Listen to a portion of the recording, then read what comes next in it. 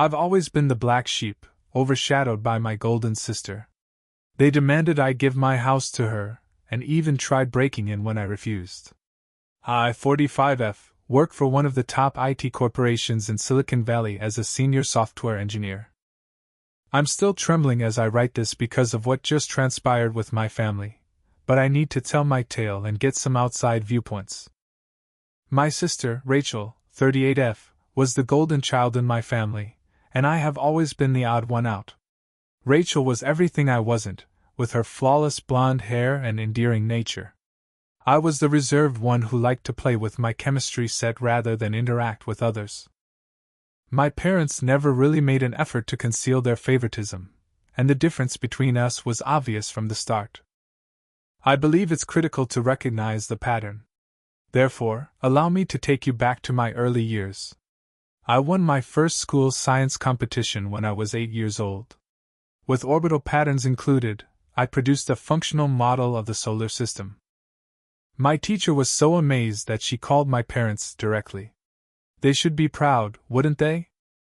False. Rachel had a dance recital, so they were unable to attend the award ceremony. But honey, Rachel needs us there. She gets nervous without us watching, Mom said as she arranged Rachel's hair. The pattern was established early on. Rachel's activities, no matter how insignificant, always took precedence over my accomplishments. I can still clearly recall my 10th birthday. For weeks, I had been hinting that I wanted a microscope. I ended up looking like a cupcake in a pretty pink frock instead. But Mom, I hate dresses, I objected. She simply smiled and replied, "Nonsense, you look just like Rachel," which was a complete miss. The gap only grew further during middle and high school. While I lost myself in literature and experiments, Rachel soared through school thanks to her charm and good looks. Because at least she's trying, they said. Her C+ grades were praised, but my consecutive A's were expected and barely noticed. When I reflect back on the science fair incident from my senior year, it still hurts. I had been refining my sustainable biofuels project for months. It was the state science fair, not just a school competition, so I was shocked to hear, "First place goes to Carla," when the winners were announced. I tried to express my joy during dinner that night, but Mom interrupted me mid-sentence. She murmured absently, "That's nice, dear," and then turned to Rachel. Dad didn't even look up from his newspaper when he said, "Princess, have you decided on your prom dress yet? We need to start looking soon." Rachel's participation ribbons from dance recitals were on display in the living room, while the trophy I had received sat collecting dust on a shelf. I think the event with the college admission letter was when I finally realized that nothing I did would ever be good enough for them. I was thrilled to receive my acceptance letter and full scholarship to a top tech university. I waved the note as I dashed into the living room. "Mom, Dad! I got in. Full ride and everything." Mom's eyes lifted from her magazine. "That's nice, dear. Rachel, didn't you say you needed help picking out your prom dress?" And just like that, my moment of triumph was suddenly dismissed once more. My first taste of independence came in college, and it changed my life. All of a sudden, people recognized and even appreciated my love of technology. I pushed myself into computer science with a zest that even shocked me. I was flourishing in my new setting, while Rachel struggled through community college, more interested in parties than schoolwork. "College is so hard," Rachel would complain when we occasionally spoke on the phone. "I don't know how you do it, Carla." I resisted the temptation to suggest that she might find it easier if she studied more and partied less. Instead, I simply shifted the topic and muttered some ambiguous encouragement. Rachel revealed to me during my sophomore year that she was engaged to her high school boyfriend, David, 42M. As you might assume, their wedding was perfect.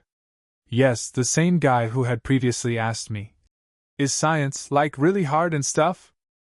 I stood there in a pink nightmare of a bridesmaid dress, forcing a smile for the pictures. Rachel was glowing, and David looked awkward in his tuxedo. During the reception, Mom whispered to me, Isn't this perfect? This is what every mother dreams of for her daughter. I was hesitant to ask if she had ever dreamed of anything for me. After all, it was Rachel's day. As I focused on developing my IT career, Rachel's life appeared to be a script straight out of our parents' fantasies. She revealed her first pregnancy within a year of getting married. 9 months later, Sophie, 8F, was born, and 2 years after that, Nathan, 6M, arrived. In the meantime, I was advancing professionally. I worked numerous weekends and late nights as a junior developer at a small company in the beginning. When the company was bought out by a big tech corporation, I was one of the few employees retained. From middle management to senior engineer, team lead, and finally senior software architect, I climbed my way up the corporate ladder. My family had the same reaction to every advancement and accomplishment. That's nice, dear. Did we tell you Sophie got the lead in her school play? Or, did you hear Nathan made the T-ball team? As Rachel and David bought new cars and went on lavish vacations, I lived frugally, saving every bonus and stock option. Last year, I was ecstatic to finally find my dream home, a stunning 4-bedroom house in a fantastic neighborhood. After 20 years of hard labor, it had finally paid off. During our next phone conversation, I declared, "Mom, Dad, I bought a house." There was a pause on the other end of the line. "A house?" Mom said slowly. "Again, all by yourself?" "Yes, all by myself," I replied, my enthusiasm somewhat waning. "It's a great investment." Mom stepped in and said, "But it's such a big house for one person. What will you do with all that space?" "I'll enjoy it, Mom. It's mine." "Well," she responded, her tone clearly disapproving, "I suppose if that's what you want." "Oh. Did I tell you Sophie lost her first tooth yesterday?" After I bought the house, the months that followed were hectic with work and getting settled. I immersed myself in decorating, making every space a reflection of who I am. I designed the main bedroom as my haven, the second bedroom as my home office, the third as my library, and the fourth as my home laboratory for personal projects. However, I began to notice a shift in my family's dynamics. My parents stopped calling as often as they used to, and when they did, there was a strange tension in their voices. Then Mom called last week. "Carla, dear," she said in a sickly sweet voice, "we're having a family dinner next Sunday. You'll be there, won't you? We need to talk about something important." "We need to talk" frequently indicates that trouble is about to break out in my family. Nevertheless, nothing could have prepared me for what happened at that dinner. David kept clearing his throat anxiously while Rachel's children ran around screaming. "Carla," Dad said, clearing his throat after dinner, "we need to talk about your house." My hackles stood up. "What about my house?" "Well, you see, sweetie," he added, glancing at Mom, "we've been thinking, that big house of yours, it's really too much for just one person. Dad, we've been over this. I like my house. It's mine." Mom jumped right in. "What your father is trying to say is that Rachel and her family need more space. The kids are growing, and their apartment is getting cramped." Rachel's sudden interest in her plate caught my attention. I asked, but I had a dreadful suspicion that I already knew where this was going. "And we think," Mom said in a condescending tone, "that since you're childless and single, you ought to give your house to Rachel and her family." I expected someone to shout, "Gotcha!" and let me know it was all a prank. But all I saw were faces full of anticipation. "You can't be serious," I said at last. "Now, Carla," Mom replied condescendingly, "don't be selfish. Rachel needs the space more than you do." "Selfish?" I asked again, raising my voice. "How is it selfish to want to keep the house I worked hard for and paid for myself?" Dad added, "It's your sisterly duty to help in times of need." I looked at Rachel. "And what do you have to say about this?" She eventually looked into my eyes and shrugged. "Well, it would be nice to have more space for the kids. And it's not like you're using all those rooms anyway. What I was hearing was unbelievable, as if I were the irrational one. For not giving up my house, my own family was pleading with me to do so. No, I firmly responded as I got to my feet. Absolutely not. I'm not giving up my house. I heard Dad say. Think about it, Carla. Family should come first. As I picked up my coat and made my way to the door, the repercussions began. It has been a nightmare in the days since that terrible family supper. First, I ignored my parents' and Rachel's incessant calls and messages. Then the flying monkeys struck. People I hadn't spoken to in years suddenly had strong opinions about my home and the decisions I had made in life. It was Aunt Beatrice who called first. Your poor sister needs a home for her children, and you're living all alone in that big house. Shame on you! She interrupted me when I attempted to clarify that it was my home, purchased with my own funds. In my day, family helped family. We didn't hoard our resources like misers. The real kicker came next. Well, if you're not going to use all that space, you should at least consider donating your eggs. It's not like you're using them anyway. I almost dropped the phone because I was so stunned. I was about to reply when she continued primly. You're not getting any younger, you know. Tick-tock. Edna, my great-aunt, left a voicemail. Carla, dear, it's not too late to find a nice man and settle down. Then you need that big house. Your sister has a family. What do you need 4 bedrooms for? Your work? Uncle Robert texted a series of increasingly audacious messages. They just kept coming. Every relative had a different take on my life decisions and how I ought to manage my possessions. To prevent getting more texts when I get home, I've started staying late at work. My phone is always buzzing with guilt trips and new judgments. Even though I've blocked a number of them, they continue to originate from fresh numbers. But something feels different tonight. Call it paranoia or intuition, but I can't shake the uneasy sense that my family might try something out of the ordinary. Especially concerning was Rachel's final message. You'll see reason eventually, one way or another. Reddit, I need your advice. Am I being selfish, really? Should I risk being totally shunned by my family by standing my ground, or should I just give in to keep the peace? Above all, should I be concerned about Rachel's most recent message? First update. Since I first posted about my family attempting to coerce me into selling my house, 2 weeks have gone by. I am utterly disturbed by what transpired yesterday morning, and I must share this. I've spent the last few days working from home due to a severe cold. Nothing major, just enough to satisfy my boss's demand that I take a break. I was on a video conference with my team at around 10 o'clock in the morning when I heard a sound that chilled me to the bone, someone attempting to open my front door.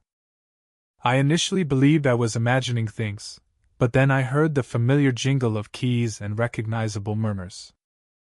After muting my mic and sneaking over to the front window, I was astounded by what I saw. My parents, Rachel, and David were on my porch. A moving truck was parked in my driveway. I caught them red-handed. As I threw open the door, I saw Mom was actually holding a set of keys. When they helped me move in last year, they must have made copies. Carla! Mom exclaimed, almost dropping the keys in the process. We thought you'd be at work. I couldn't help but ask incredulously.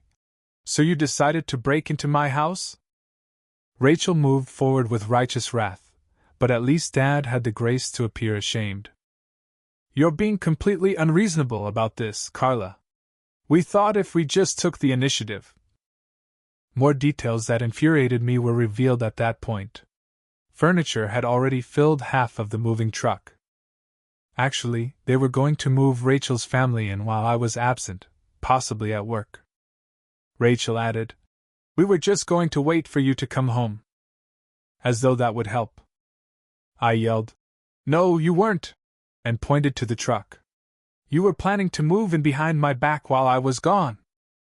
At that moment, I saw movement on the other side of the roadway. Mrs. Johnson, my neighbor, had her phone in her hand and was observing from her window. She mouthed police after catching my attention. I gave a grateful nod. "I've called the police," I said in a trembling but forceful voice. "You wouldn't," sneered my dad. "Your own family?" The siren sounded at that exact moment, and a police car arrived.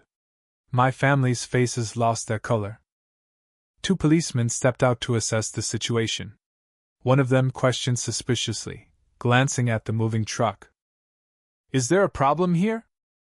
"Yes, officer," I responded, attempting to maintain a calm tone. "These people were attempting to break into my home." "Carla!" my mom exclaimed. "How could you?" The officers examined my family. "Is this true?" one asked. The other officer held up a hand as my father began stuttering through an explanation.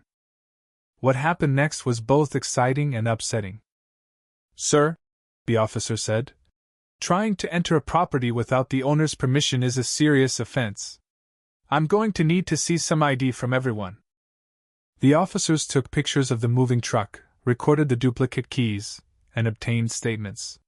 They clarified that although they would not make any arrests this time, they would record the incident and charge anyone who tried something like this again. Rachel glanced around as they were being let off my land. "You'll regret this, Carla. You'll end up old and alone."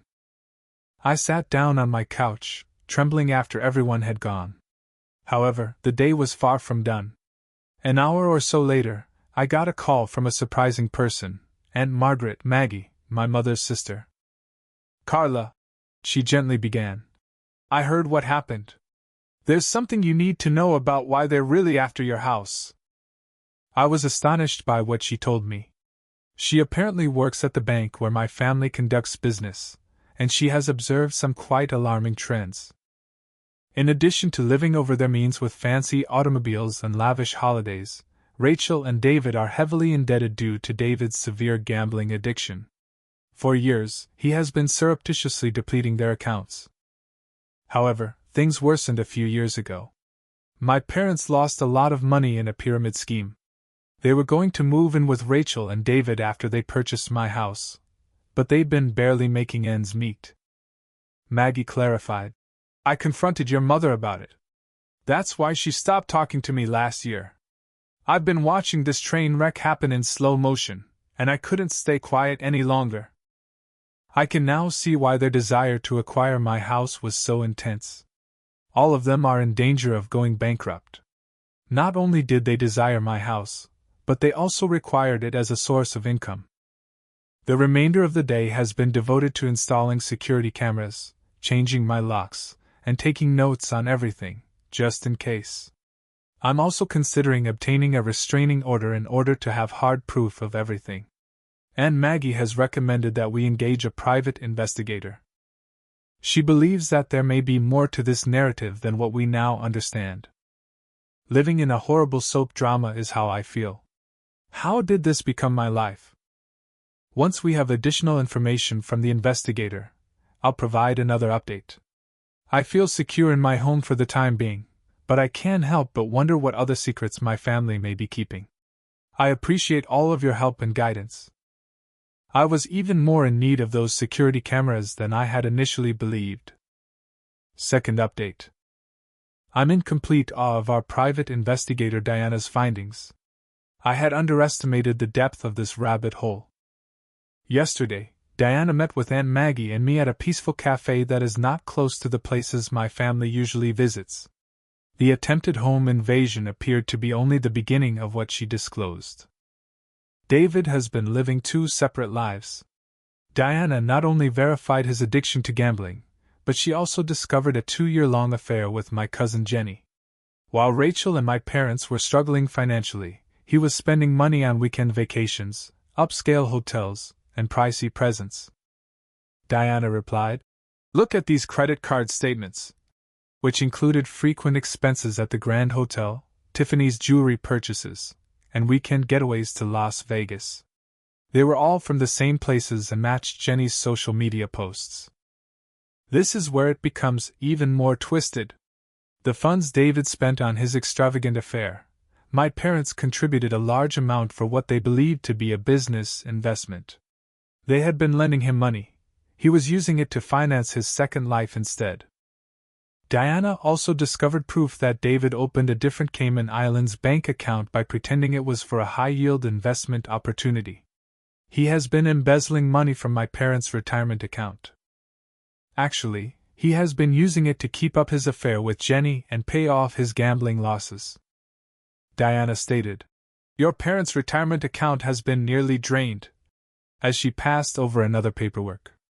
They've been living on credit cards, believing David's promises that a big return on investment is just around the corner. Diana's discovery of emails between David and Jenny about their scheme to use my property as collateral for a loan, in order to hide their tracks before Rachel found out, was the most startling revelation. Diana clarified. They intended to obtain a second mortgage on your home. The paperwork was already being prepared. They just needed to get physical possession of the property first. That's why they attempted the break-in. They weren't just trying to move Rachel and the kids in. They were racing against time to secure the house before their whole financial house of cards collapsed. And Maggie, who had been studying the papers in silence, interrupted. There's more, she added in a strained voice. Look at these transfer dates. They align perfectly with your Uncle Bob's business's supposed expansion dates. I was slammed by the implication like a truck. Jenny's father, Uncle Bob, had been unwittingly using his business loans to David to finance his daughter's romance. I've made the decision to call a family gathering. My parents, Rachel, David, Uncle Bob, Aunt Clara, Jenny, and all the other family members who have been bugging me about my house will be present. They are coming to my house, the house they attempted to steal, at 2 p.m. tomorrow. I will present all of this evidence with bank statements, hotel receipts, pictures, and email correspondence. Diana has put together a thorough presentation of her research. And Maggie will be present to verify the bank account information. To make sure that things don't go out of control, I've even recruited security. You need to be prepared, Diana cautioned me. When cornered, people like this tend to lash out. They might try to blame you for investigating or accuse you of destroying the family. I'm tired of being the family doormat. Even though I know she's right, everything is different tomorrow. I feel bad for bringing this to everyone's attention, especially Uncle Bob and Rachel. Both of them are also sufferers of this. However, I can't find it in my heart to be nice about this after years of being treated like a second-class family member, and being forced to give up my house to cover for their falsehoods. The security cameras have been set up. The evidence is arranged. My family will discover tomorrow that the quiet, dependable sister they have been taking for granted has finally had enough. After the meeting, I'll provide another update. I have a feeling it will be explosive. I'm currently here in my home office, going over these records and trying to comprehend how the family that made me feel self-centered for keeping my house was actually going to use it to hide their own network of deceit and lies. After the heated family gathering, the dust has finally settled, but my life has taken a totally unexpected turn. I want to explain how everything transpired in the current situation. The altercation proceeded as Diana had anticipated. The room exploded when I showed them the proof of David's financial schemes and affair with Jenny. The security personnel had to restrain Uncle Bob after he lunged at David. Jenny attempted to leave the room, but Aunt Maggie barred the door, and Rachel broke down in tears. The best part was when I showed my ace card, which was recordings of David and Jenny talking about how they were going to use my house as collateral for loans. My parents' faces became pale when they recognized the full scope of their alleged investment opportunity. In the aftermath, I made a firm move. I started by informing the ethics committee of David's business about his financial malfeasance. He was put on administrative leave pending investigation. Within 24 hours, he was fired at the conclusion of the week for breaking company finance regulations. Additionally, his professional licenses were revoked. I then assisted Uncle Bob in starting legal action to recoup his business losses. Using Diana's proof, David had misrepresented the entire investment strategy according to the damning paperwork. Although the matter was resolved out of court, David's remaining possessions were taken away. My parents had to come to terms with themselves. After I reported the questionable activity, the bank opened an investigation into their accounts. All 5 of them are now jammed into a tiny rented apartment, just as they had intended to do in my house, after being forced to sell their home to pay off their debts. After learning of David's complete betrayal, Rachel filed for divorce. She attempted to apologize to me, saying she was unaware of his plans for my property. But considering that she actively participated in the attempted break-in, I don't think it's credible. In all of this, my connection with Alex, 50 million, whom I met at my neighborhood rock climbing gym, has been the most surprising development. He travels the world, taking pictures of endangered species for half of his time as a wildlife photographer. In contrast to my family, he recognized and appreciated my independence and job right away. We developed a relationship organically and without coercion. We support one another's goals while enjoying our independence, and he has a prosperous career and a home of his own. He put up his photography gear in my home lab last week, joking that the lighting was ideal for both my circuit board documenting and his wildlife photos. I now consider Aunt Maggie to be my real family. Every week, we get together for supper and talk about everything, from her crazy childhood memories to investing techniques. She shocked me last month when she disclosed that she had changed her will to name me as heir. She responded to my protest by saying, "You're the daughter I never had, Carla, the one who truly understands the value of hard work and integrity." Most of the remainder of the family has split up into different camps. It seems that Jenny and David made an effort to keep dating, but as soon as the money stopped coming in, their romance ended. She has relocated to a different location, and he has accepted a position at a Nevada used car dealership, which is very different from his previous executive one. Rachel and my parents still make an effort to get in touch with me on occasion, mainly when they need money. I blocked their phone numbers and told my attorney to take care of any correspondence. Their most recent attempt was especially pitiful.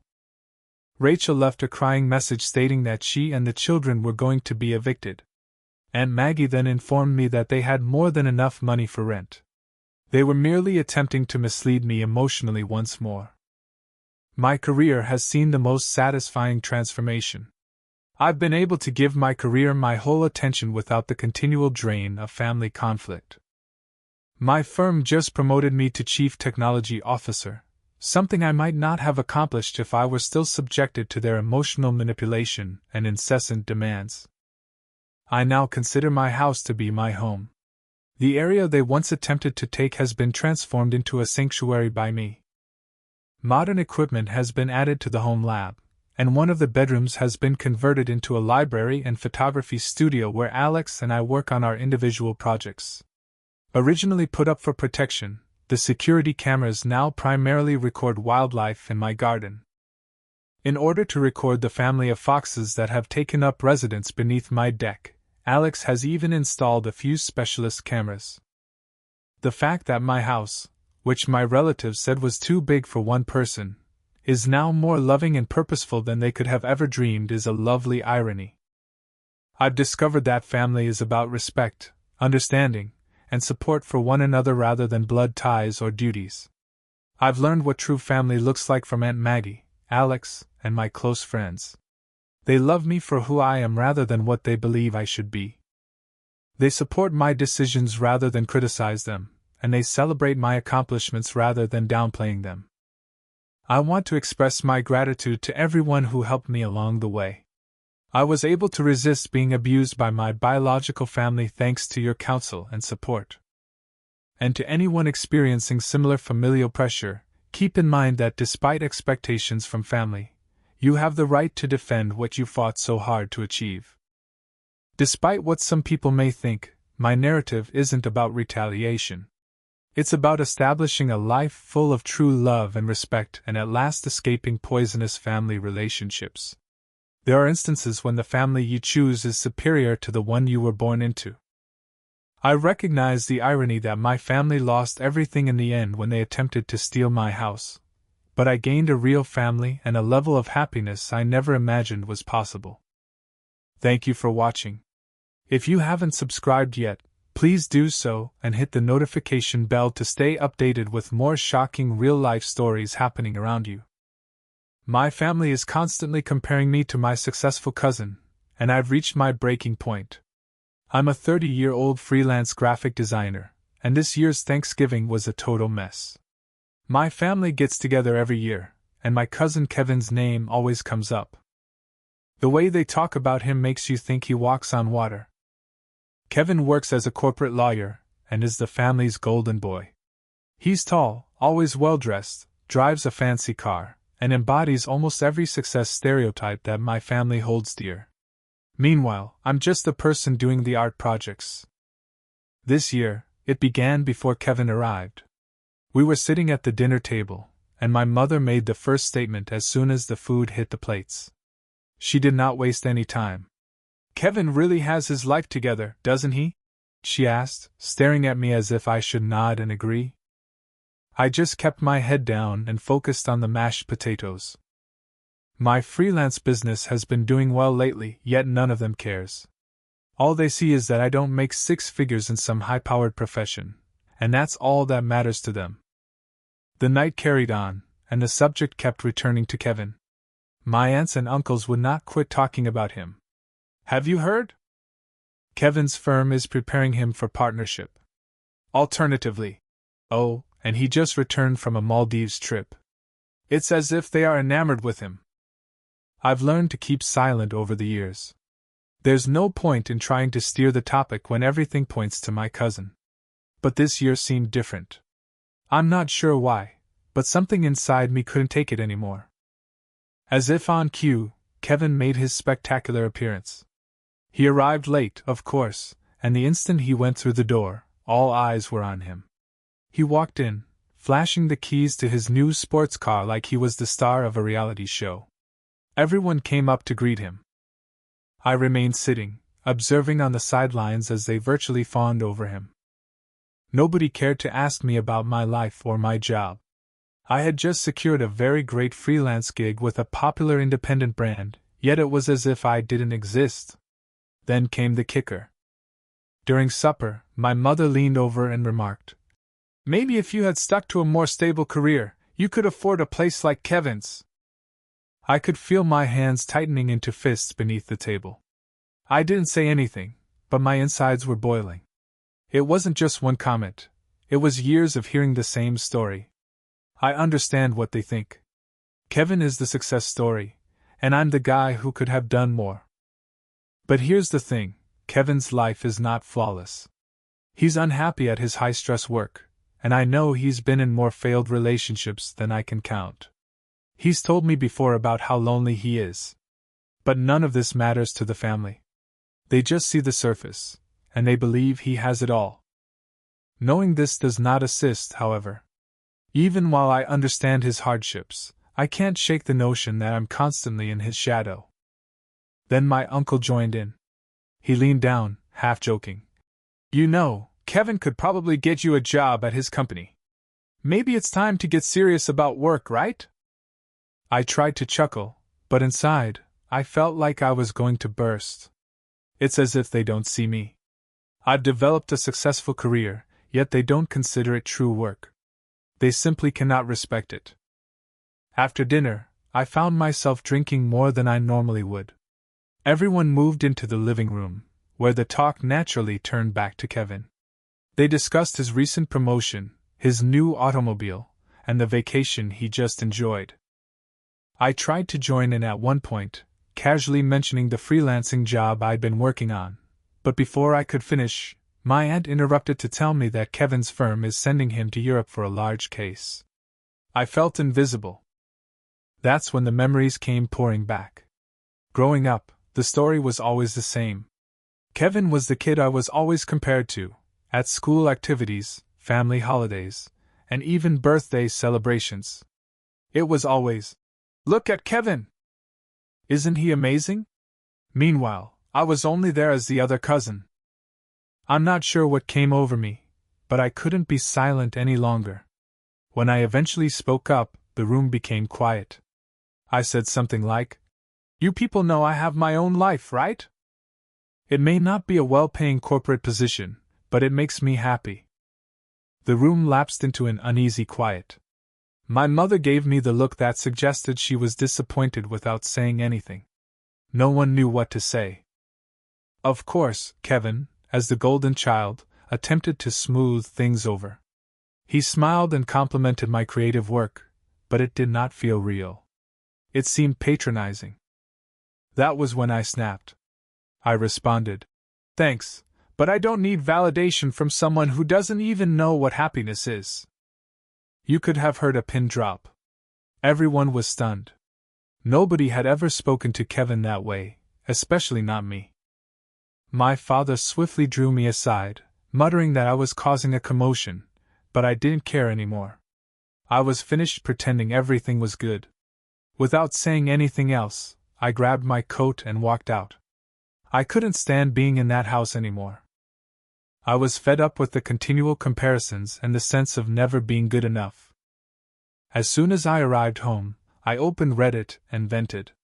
I blogged about everything: how I'd been compared to Kevin my entire life, how that Thanksgiving was the final straw, and how I was tired of being treated as if I didn't exist.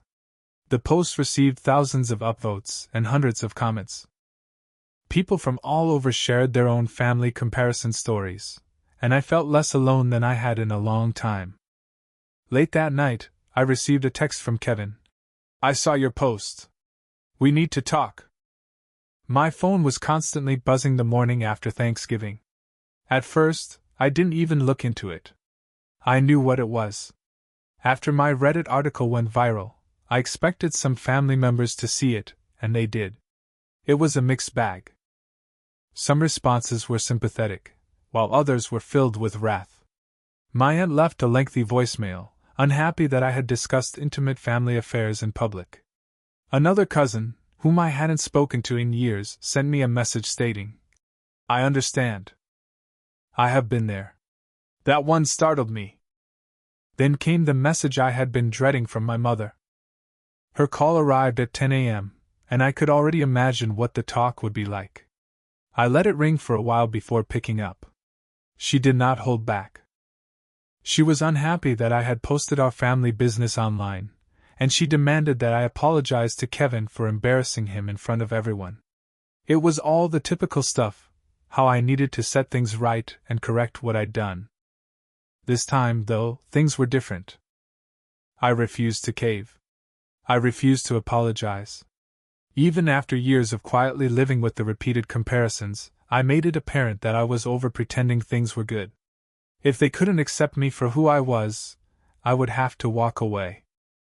She was quiet for a time, perhaps not expecting me to stand firm like that. However, the call ended with her expressing her disappointment in me.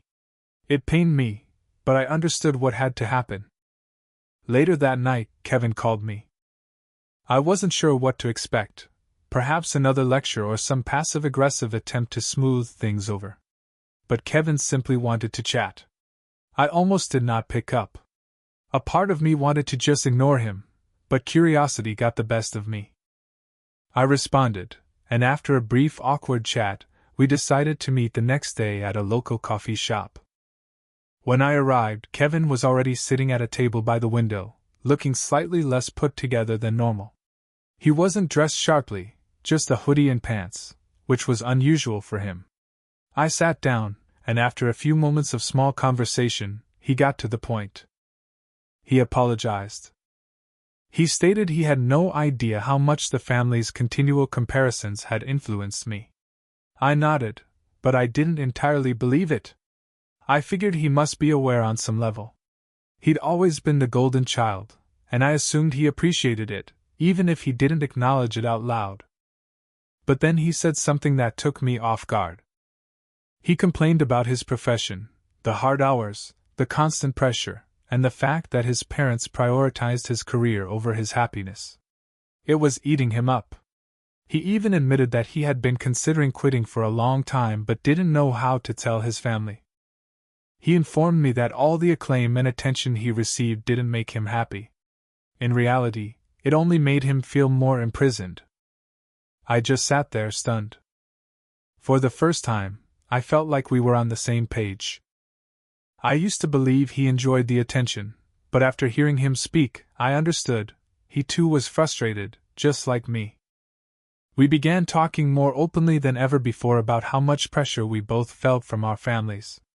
I told him how being compared to him my entire life had made me feel invisible, as if nothing I accomplished could ever measure up. Surprisingly, he said he envied me. He stated he wished he had the bravery to follow something he was passionate about, as I was with my design job, but he felt too constrained by the expectations placed on him. Then he dropped the bomb. He intended to quit his work and travel for a year to figure out what he truly wanted in life. I wasn't sure what to say. We were talking about Kevin, the guy who had everything, and now he was telling me he was about to throw it all away to go trekking or whatever. Part of me was stunned, but another part of me admired him for it. It required courage to walk away from a profession like his, especially because his entire family had been rooting for him for years. When he eventually told the family about his plan, everything went as expected. The same relatives who had been singing his praises only days before were now full of criticism. "How could you throw away such a bright career? What about your future?" It felt weird to watch. All of their admiration for him was disintegrating before my eyes. I couldn't help but feel satisfied. For once, Kevin wasn't being treated as if he were perfect. He was just like the rest of us, imperfect and attempting to figure things out. As Kevin began arranging his vacation, I found myself respecting him in ways I never expected. He was taking control of his life by doing what he wanted rather than what others expected of him. And for the first time, I didn't feel as if I were living in his shadow. The family had finally stopped treating him as if he were untouchable, which seemed like a victory, not just for me, but for both of us. A few days later, my parents arranged a family meeting to discuss Kevin's choice as well as my recent defiance. I went, but this time, I wouldn't sit quietly. I told them straight up that if they didn't quit comparing me to others, I was going to cut off contact. I was not going to allow them to continue to make me feel inadequate. There was a lot of tension in the room after that, but I wasn't concerned. I had finally uttered everything I needed to say. I left the conference with a peculiar sensation of peace. I had no idea what would happen next with my family, but for the first time, it didn't matter. I was finally living life on my own terms, and it felt great. Update 2. 2 weeks had passed since the family gathering, and I hadn't spoken with my parents. Honestly, the silence seemed like an odd combination of relief and anguish. On the one hand, I was emotionally exhausted by the entire process, but on the other, I finally felt at ease knowing I had stood my ground. The last thing I told them was clear: if they didn't stop comparing me to Kevin, I was going to terminate communication. It had left them astonished, and the silence. Yeah, they were trying to find out how to reply. In the midst of all that silence, my phone rang. It was my younger sister. She typically avoided family conflict, but this time, she called to express her admiration for how I handled things during the meeting. She told me she had also felt the burden of family expectations but had never been brave enough to speak up. Hearing that was surprising, yet it made sense. She's always been in the background, never making waves, so I guess I never considered that she may be feeling some of the same weight I was. Meanwhile, Kevin was already making moves.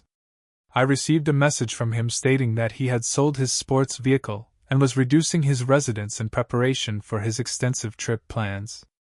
The guy didn't waste any time. I couldn't help but be surprised by how quickly he was going, but I had to appreciate it. He was truly taking control of his life and doing things that made him happy, which surprised me. It was bizarre to see him transition from the ideal corporate person to someone who consciously chose to walk away from it all. But the biggest surprise happened a few days later. I was sitting at home, surfing around Reddit, when my phone buzzed again. It was my father. My father isn't one for long chats or dramatic speeches, so when I saw his name come up, I didn't expect much. But when I opened the message, I was floored. It was a quick statement. "I'm proud of you for standing up for yourself." That was it. It was a little message, but coming from him, it meant a lot. For as long as I could remember, my father had always been the silent sort, never displaying any emotion, so receiving this text from him felt enormous. Of course, not everyone agreed with the way things had gone. One of my aunts called and blatantly tried to guilt-trip me into apologizing to my mother. She went on about how family comes first, and how upset my mother was. But this time, I wasn't giving up. I stood firm, telling her that things had to change and that I would not continue to live under the same weight of expectations. I wasn't being rude, but I was direct. It felt like another tiny win to be able to set boundaries with them, even if they didn't appreciate it. I kept posting on Reddit throughout everything, and the support I received from strangers was astounding. Every time I submitted an update, I received comments from folks who had been in similar situations. It felt almost like therapy. Seeing that other individuals knew what I was going through made me feel less alone. It provided me with confirmation that I hadn't had from my own family in years. Then, one night during one of our catch-up talks, Kevin smacked me with something unexpected. He suggested I join him on his travels for a few months. He thought it would be a perfect opportunity for both of us to get away from the family stress and simply reset. I wasn't sure how to answer at first. The idea of taking a few months off was appealing, but I had never been the kind to take impromptu trips, especially with someone with such a tangled history. Still, it remained in the back of my mind. A few days later, my parents' silence ended. My mother called, and it was not the angry, demanding call I had anticipated. Instead, she was in tears, pleading with me to come over and talk. She didn't understand why I was furious or angry, and she pleaded with me to make things right before they grew worse. I agreed to meet with her, but this time, I set the terms. I told her I'd come over, but first, we'd have an honest chat about how her incessant comparisons to Kevin had affected me over the years. She pondered before agreeing. When I arrived at the residence, things were tense. My mother was defensive at first, not understanding why I was making such a big deal about things. But as I laid it all out, how the Thanksgiving dinner went, how she always bragged about Kevin's success while never acknowledging mine, it began to set in. I provided her with specific examples, demonstrating how the family's fixation on Kevin had made me feel like an afterthought for years. At first, she denied it. She insisted that she simply wanted the best for me and that she never intended to hurt me. But as the talk progressed, I saw a shift in her. She began to realize how her actions, albeit well-intentioned, had caused significant damage. She apologized, and while I accepted it, I knew it would take time to heal. My father was also present, sitting calmly as he usually does. He didn't say much, but when I mentioned how suffocating their expectations had been, he nodded. That tiny act meant far more than any words could have. It was his way of saying he understood.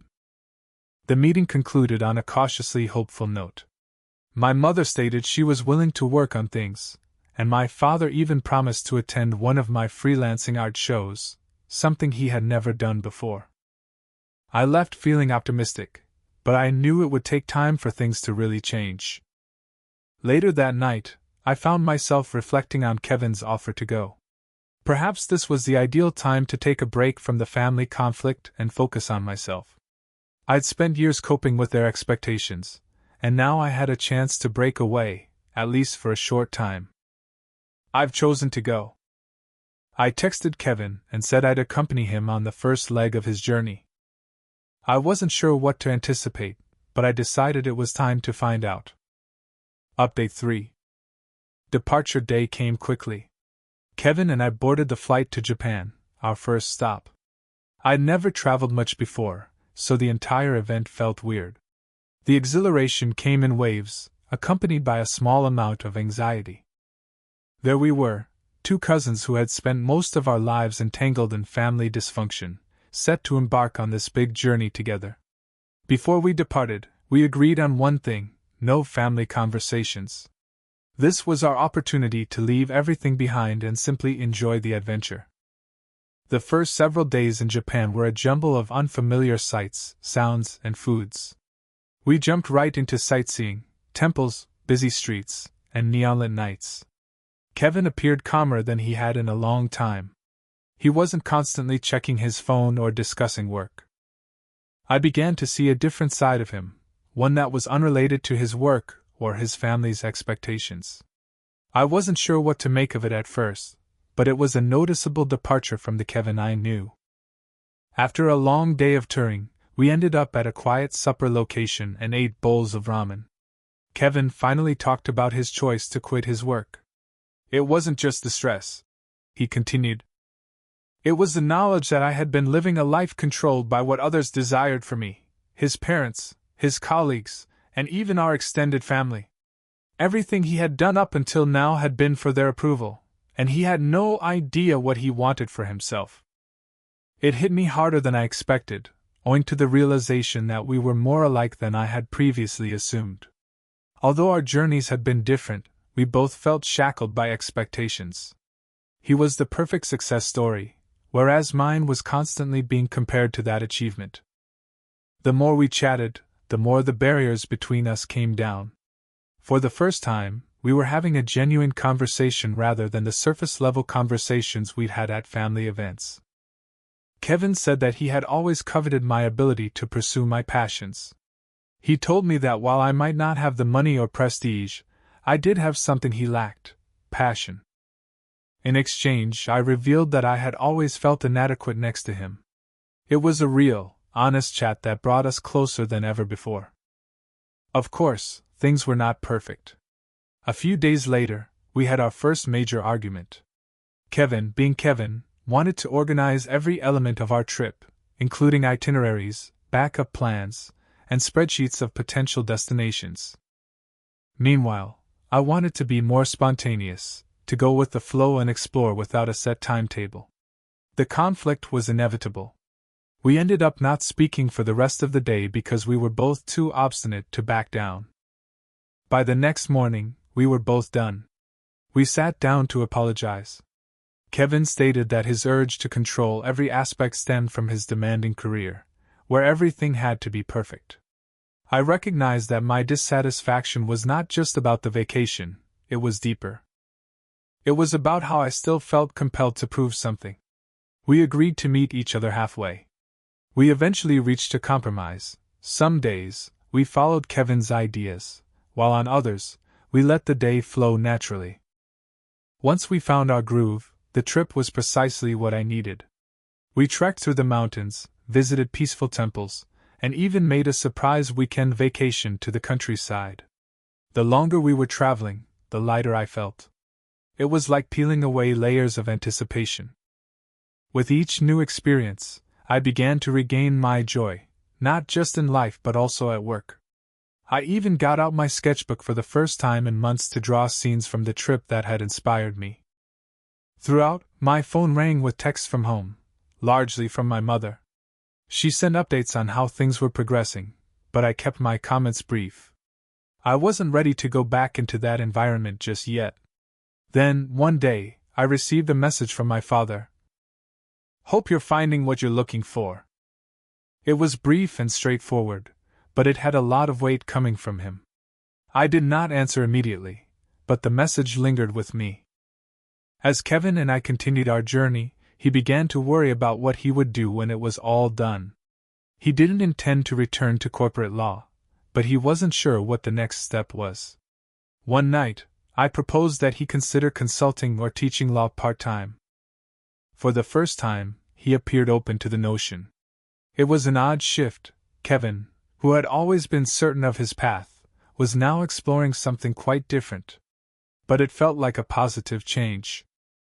One night, while scrolling through Reddit, I decided to share a reflection on how the trip had affected my outlook. I discussed letting go of the desire for family approval and how my relationship with Kevin had evolved from rivalry to mutual respect.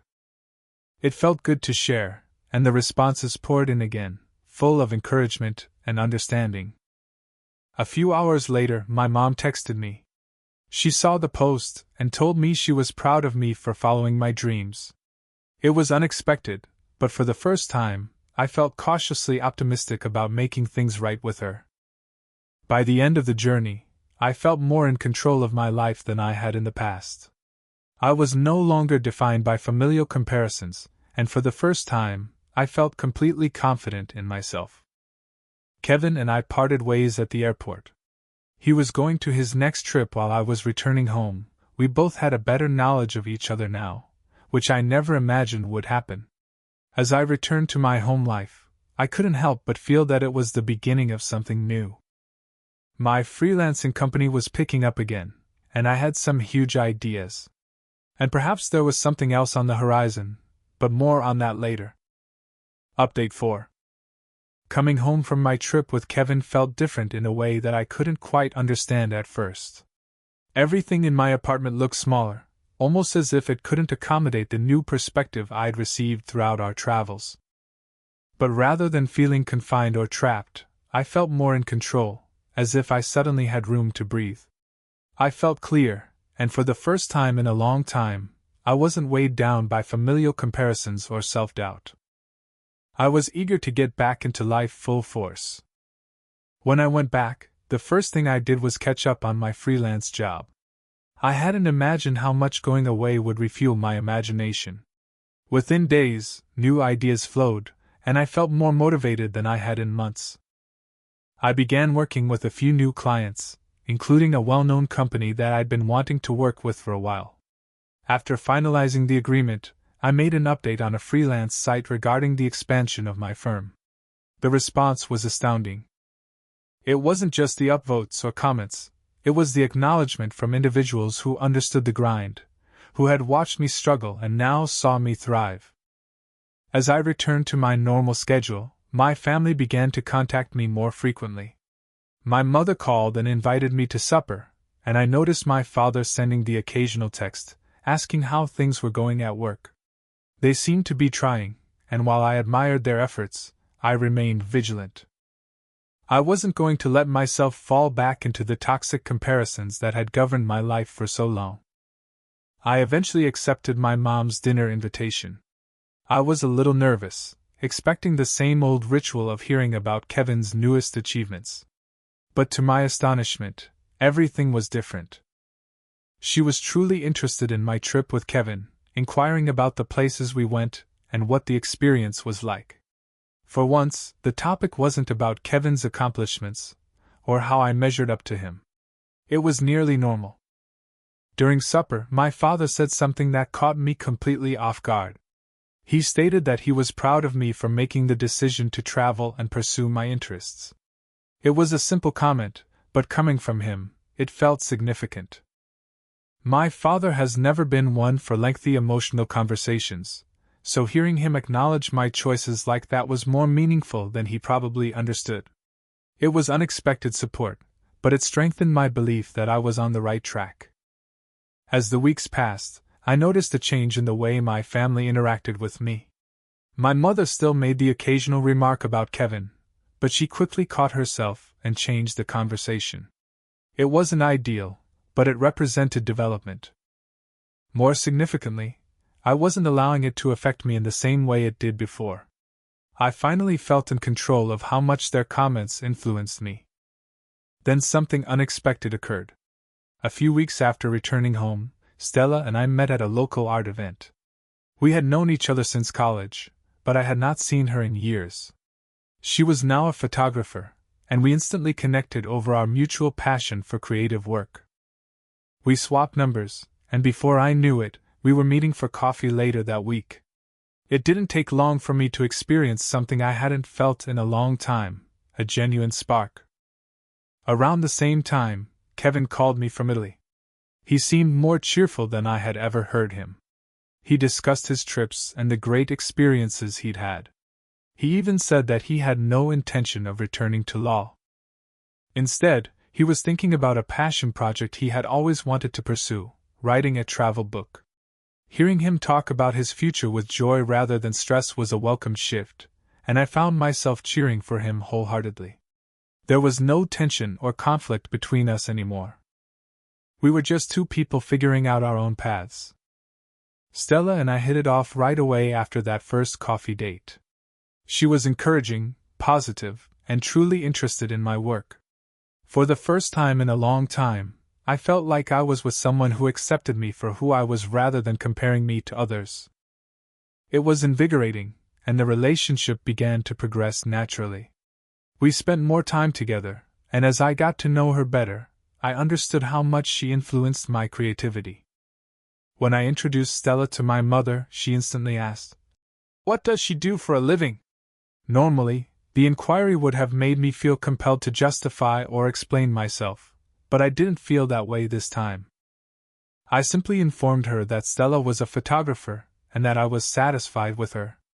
My mother must have realized that pushing any further was not going to be successful because she dropped the subject, something that would never have happened previously. A few weeks later, I was presented with another significant opportunity. I was hired by a technology company to manage a design team on a big rebranding. It was the type of job I never imagined I'd be trusted with, and it felt like all of my efforts were finally paying off. I announced the news on an entrepreneurship forum, and the response was phenomenal. I couldn't help but think about how far I had come from my initial venting post. Speaking of reflection, I published another Reddit post outlining the previous few months and how everything had changed: my relationship with my family, my closeness with Kevin, and my newfound confidence. It all felt like part of a journey that I could finally be proud of.